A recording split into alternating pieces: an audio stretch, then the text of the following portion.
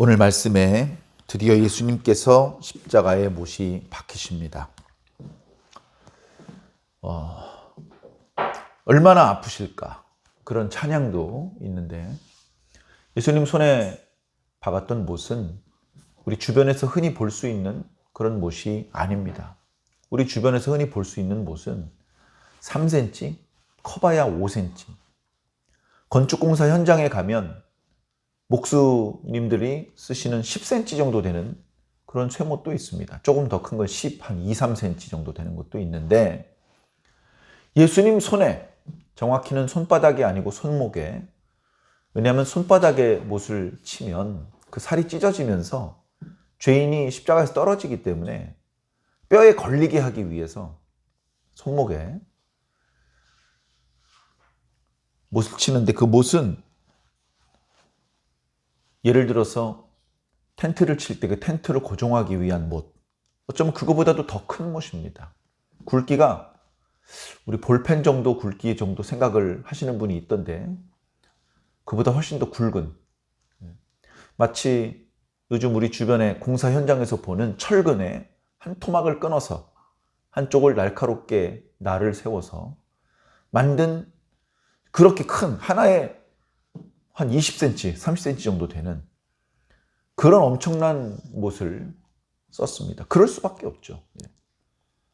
체중이 적게 나가도 60kg 이상 되는 죄인들을 하루 종일 십자가에 든든히 고정하려면 그렇게 할 수밖에 없습니다.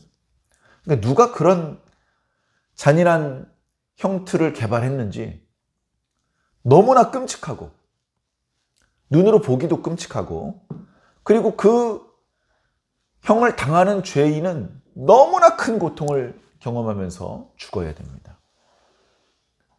그 십자가형이 얼마나 참혹한 것인지, 아무리 반란을 저질렀다 하더라도 로마 시민권자는 절대 십자가형에 죽어서는 안 된다는 법이 있을 정도입니다.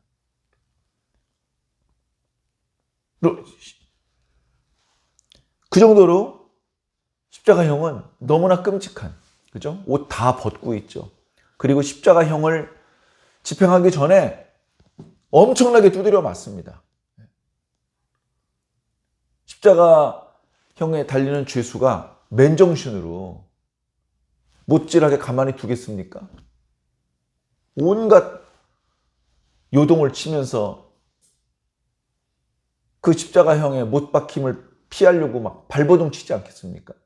그런데 몽둥이로 맞고 채찍으로 맞고 밥 안 먹고 잠 안 재우고 계속 때리면 십자가에 매달 때쯤 되면 손가락 하나도 움직이기 힘든 겁니다. 살아는 있지만 움직이기 힘든 거예요. 그러면서 십자가에서 죽는 그 고통은 고스란히 다 느낍니다. 십자가형에 달리는 사람의 그 고통이 너무나 지독하기 때문에 예외적으로 스펀지 같은 곳에다가 독주, 그것을 이렇게 적셔가지고 장대 끝에 매달아가지고 십자가에 달린 사람 입에다 갖다 댑니다. 그러면 뭔가 시큼한 포도주 냄새가 나면서 그것이 뺨을 타고 흐를 때 그걸 핥아 먹어요. 그러면 너무나 목마르기 때문에, 그리고 그 냄새가 향긋하고 좋기 때문에, 그리고 그걸 열심히 핥아 먹다 보면 독주에 취해가지고 그 고통을 잠깐 잊어버립니다. 그나마 조금 편안하게 죽음을 맞이하게 하려고 그 죄수에게 자비를 베풀어 주는 것이죠. 그런데 예수님께서는 그것도 거절하셨습니다. 예수님께서 십자가에서 당하시는 그 고통은, 그 고난은 우리의 죄를 대신해서 죄값을 치러주시는 의미가 있기 때문에 가볍게 넘어가면 안 되는 거예요. 가장 무겁게, 가장 고통스러운 십자가형을 예수님께서 지금 당하시는 것입니다. 어제 말씀에 이어지는 내용이죠. 빌라도가 처음에는 기분이 나빴습니다. 재판의 주도권을 자신이 행사해야 되는데 대제사장들이 지금 주도적으로 재판을 주도하고 있습니다. 고소인들과 재판관 사이에 정당한, 아니 재판장이 더 우선권을 가지고 있는 그런 대화가 진행되어야 되는데, 그럴 때에 재판관은 자신의 전문성을 발휘해서 죄수를 신문하고 어떤 죄가 있는지 밝혀내고 그 죄에 적당한 형량을 선고하는 것이 그 재판의 관례인데, 예수님께 대한 재판은 뭐가 뒤바뀌어도 많이 뒤바뀌었습니다. 고발하는 사람이 죄는 네가 알아서 찾아라. 형량은 우리가 정하겠다. 형량은 사형이고 십자가형으로 죽어야 돼. 거기에 어울리는 죄목을 네가 찾아봐. 이러고 예수를 끌고 온 겁니다. 무슨 일로 이 사람을 고발했느냐? 죄가 없는 사람을 고발했겠습니까? 죄가 있습니다. 알아서 찾아보시죠.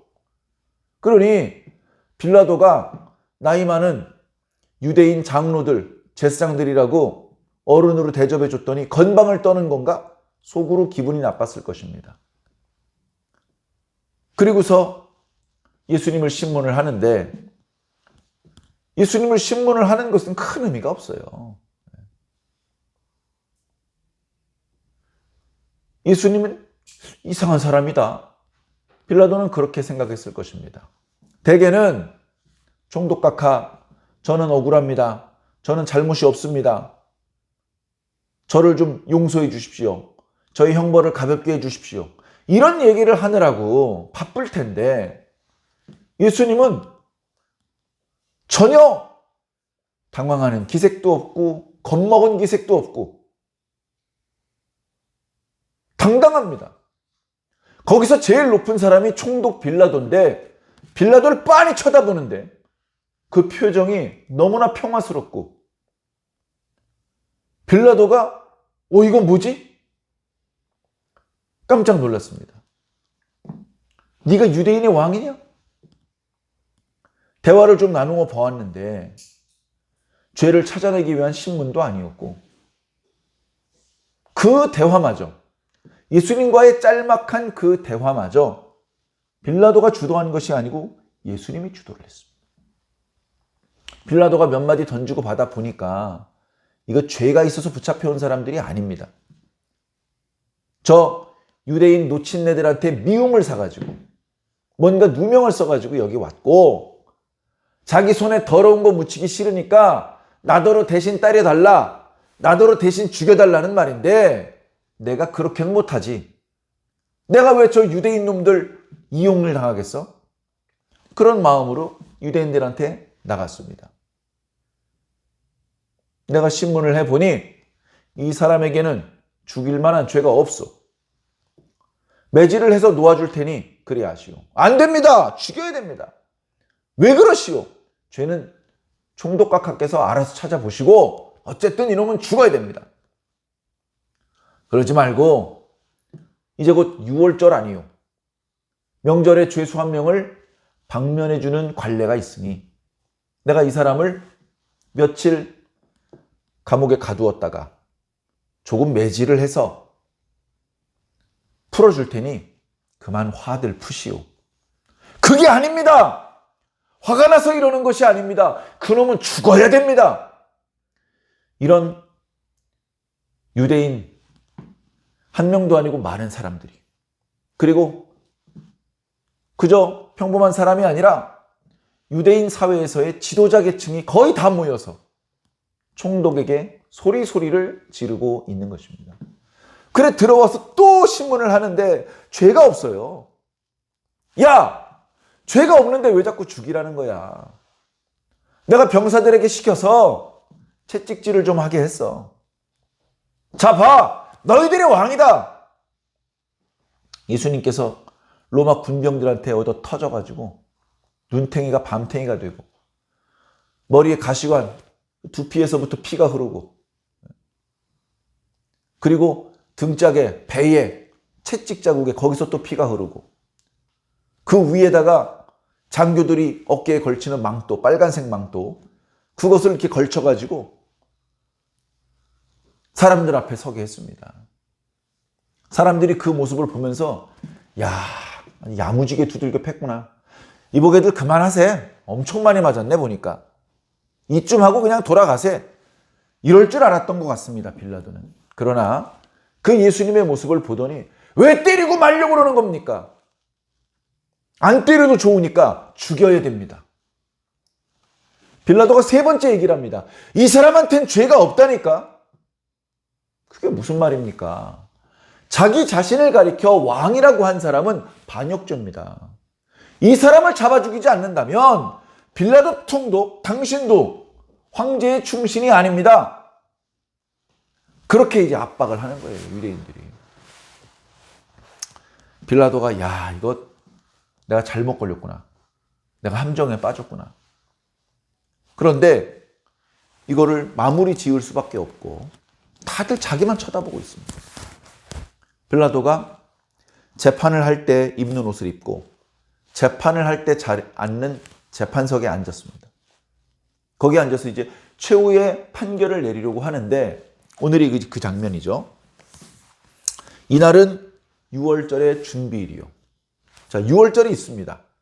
6월절이 무슨 요일인지는 해마다 달라져요. 상관없습니다. 6월절은 안식일입니다.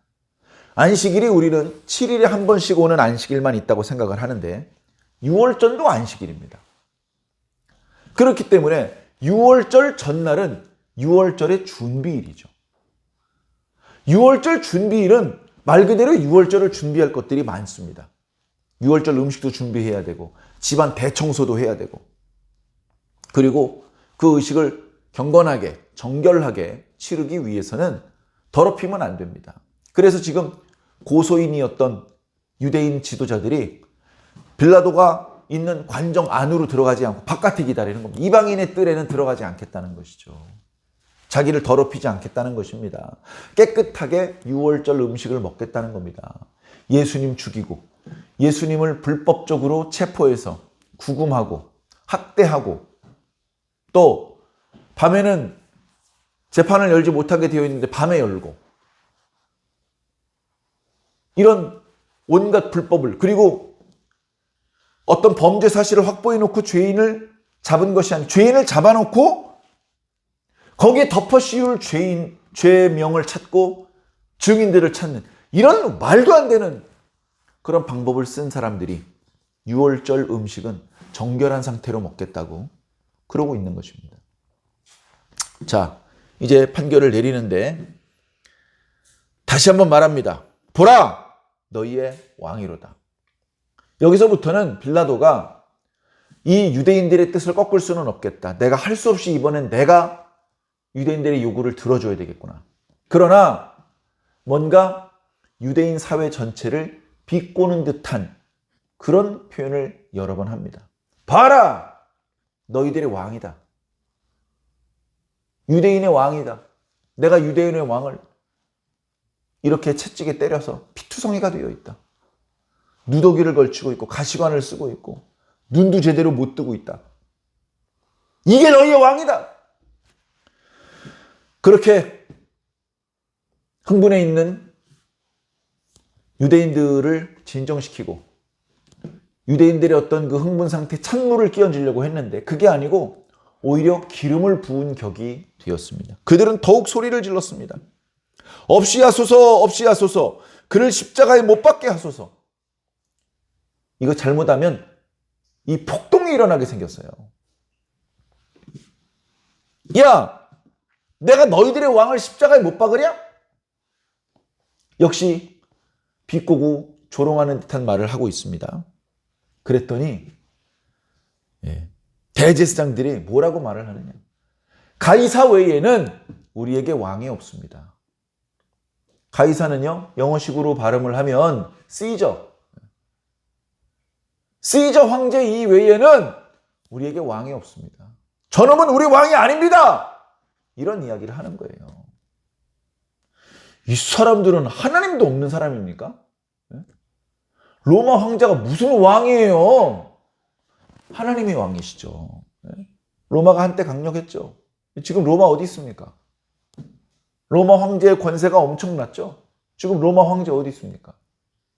잠깐 있다가 사라지는 보잘것없는 존재예요. 하나님은 어떠세요? 영원히 살아계시잖아요. 전능하시고 전지하시고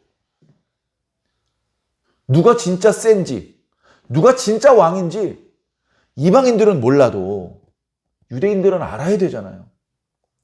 유대인들 중에서 불성실한 유대인들은 모르더라도 그 유대인들을 지도하는 대제사장은 알아야 되잖아요. 근데 대제사장이 말합니다. 그놈은 우리 왕이 아닌데요? 우리 왕은 시저 황제인데요?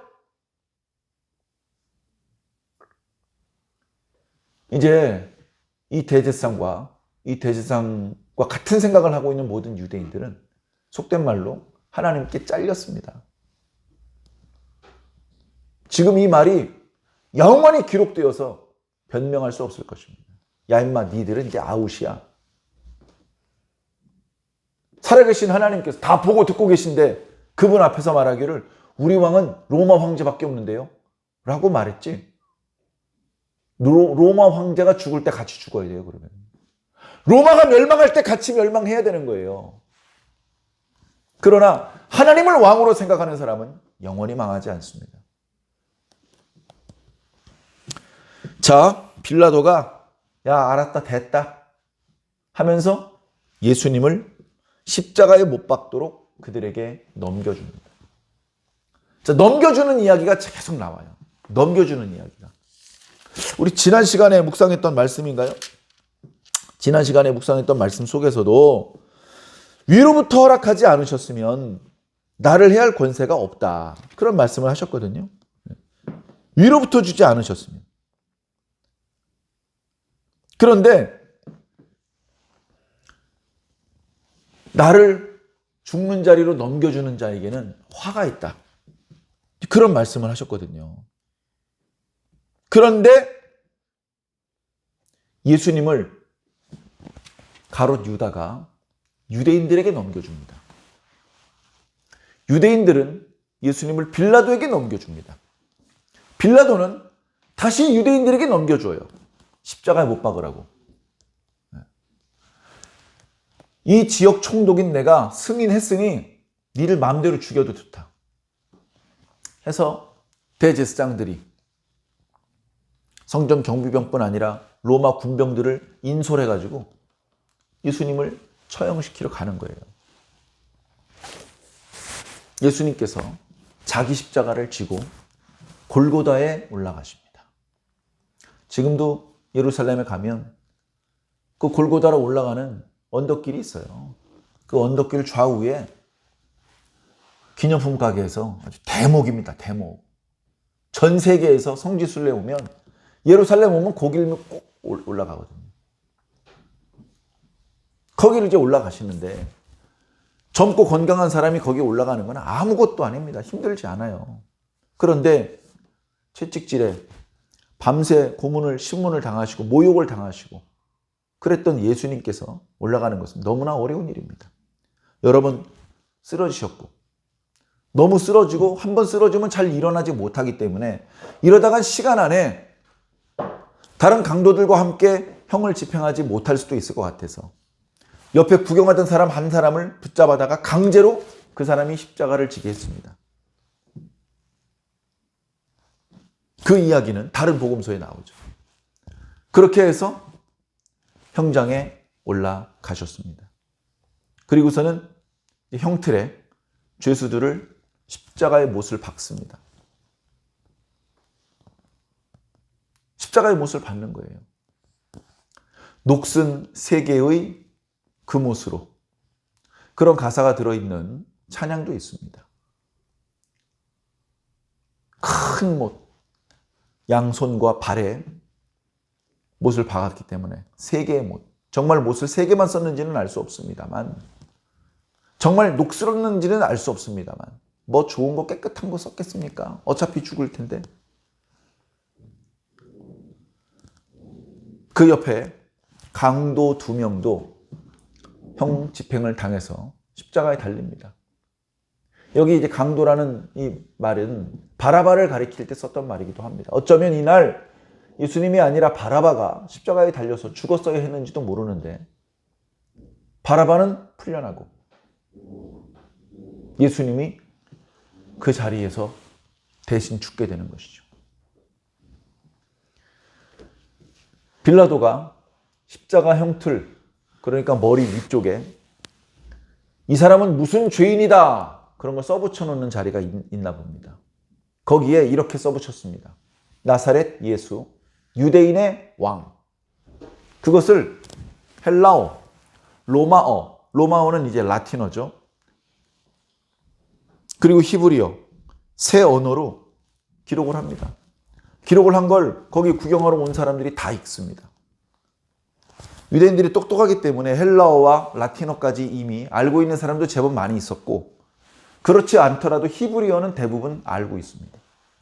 유대인의 왕, 우리 왕이잖아. 저분이 우리 왕이었대. 우리 왕을 우리가 죽인 거야. 이제 이렇게 생각하는 사람이 나타나기 시작을 한 것이죠. 자, 그렇게 될 것 같으니까 대제사장들, 유대인의 왕이라는 표현에 대비가 되도록 하기 위해서 유대인의 대제사장들이라고 표현하고 있습니다. 그들이 빌라도에게 쫓아옵니다. 아니, 저렇게 써붙여 놓으시면 어떡합니까? 오해가 생기지 않습니까? 자칭이라는 말을 넣어주세요. 저놈은 진짜 유대인의 왕이 아니고 자칭 유대인의 왕입니다. 사람들이 오해합니다. 그렇게 항의를 했지만 빌라도는 야, 시끄럽다. 내가 쓸 것을 썼다. 그들의 요구대로 고쳐주지 않겠다는 것입니다. 빌라도가 그들의 압박을 이기지 못하고 예수님을 죽게 허락해 주었지만 이런 것까지 그들에게 끌려당하지는 않겠다는 것이죠. 그래, 예수님을 조롱하는 듯한 그 표현이 사실은 예수님이 누구신지 전 세계에 알리는 그런 방편이 되었습니다. 비웃기 위해서, 야 임마, 너희들 이렇게 스스로 왕을 하고 참칭하고 다니면 확 그냥 십자가에 달려 죽는 수가 있어, 조심해. 이런 경고의 의미로 그렇게 죄패에 써붙여 놓았는지 모르지만 사실은 그때 그 자리에서 죽었던 분은 정말로 유대인의 왕이고 만왕의 왕이시라는 것을 보여준 그런 모습이었습니다. 자, 오늘 말씀은 이렇게 마무리가 됩니다. 예수님께서는 아직 숨을 거두지 않으셨고 끔찍한 고통 가운데 십자가에 매달려 계십니다. 돌아가시는 순간까지에 있었던 몇몇 사건들이 뒤에 이어지는 구절에 나타납니다만 마음은 무겁습니다. 예수님께서 부활하신 사실을 알고 있으면서도 이 말씀을 읽을 때마다 마음은 참으로 무겁습니다. 사랑하는 성도 여러분, 이런 무거운 마음을 갖는 것은 건강한 그리스도인의 당연한 모습일 것이라고 저는 생각합니다. 이 주님의 고난받는 장면을 외면하지 마시고 잘 바라보시고 더 깊이 느끼시기 바랍니다. 그래서 주님의 이 고난이, 그리고 이어지는 주님의 부활과 주님의 승천이 오늘 저와 여러분들에게 놀라운 능력이 되고 은혜가 될 수 있고 그 축복이 우리의 축복이 될 수 있도록 그렇게 더 성숙한 그리스도인의 모습으로 나아가기를 예수님 이름으로 간절히 축원합니다. 아멘.